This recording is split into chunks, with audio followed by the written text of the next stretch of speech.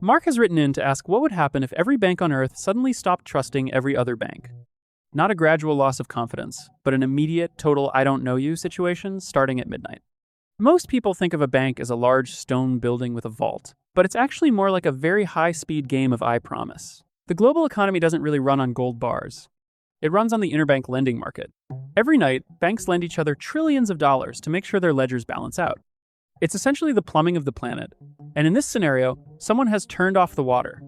The 6-0-second friction. The problem starts the moment the sun hits the financial district in London. Usually, banks settle debts in milliseconds, which is quite fast. In Mark's world, the friction coefficient of a transaction becomes infinite.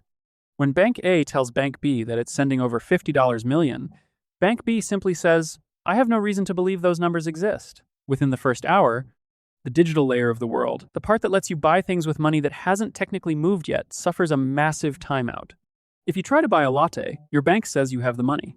However, the coffee shop's bank says, I don't trust your bank's promise to eventually pay me for this. Your card doesn't get declined.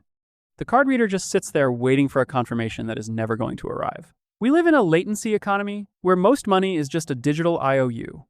When the servers stop believing each other, those IOUs become the digital equivalent of a shrug. By lunchtime, the lack of trust starts affecting physical objects. This isn't just a problem for guys in suits, it's a problem for the guy driving the truck that's carrying your lunch.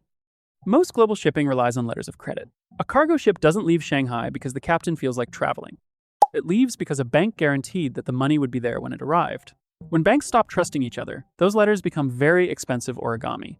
Thousands of ships carrying everything from life-saving insulin to 12.5 million M3 steel screws simply stop. They can't dock because the port's bank can't verify that the shipping line's credit is actually worth anything. The global supply chain experiences what engineers might call a total mechanical seizure. If you go to the grocery store, you'll notice the shelves are half empty. This isn't because we ran out of food, but because the store's net 30 agreement with its distributor has broken.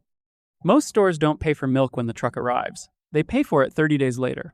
They are essentially selling you milk from the future. Without interbank trust, the future is effectively canceled. The social hierarchy also gets a bit weird. In our world, the wealthiest people are those with the highest numbers in a database. In Mark's world, a billionaire with a frozen digital portfolio has exactly as much spendable trust as someone who has never owned a wallet, which is to say zero. We would see the rise of the physical holders. A local hardware store owner would suddenly be much more useful than a hedge fund manager, mostly because you can verify that a hammer exists just by looking at it. You can no longer do that with a bank balance.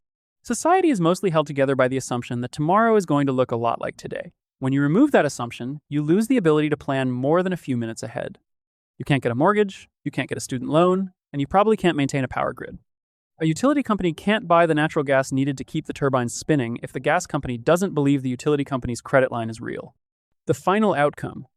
Eventually, we'd have to come up with a new system. We would stop trading digital digits and start trading things we can actually touch.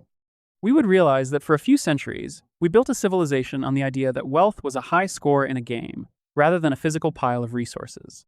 In the end, money wasn't the paper or the shiny metal. It was just a yes we all said to each other every morning. It was a shared memory of who owed what to whom. Once that memory is wiped, the lights stay off. You're standing in the dark holding a small piece of plastic, realizing that the most valuable thing you ever owned was a collective agreement that everyone else just decided to stop participating in. So, that's probably not great.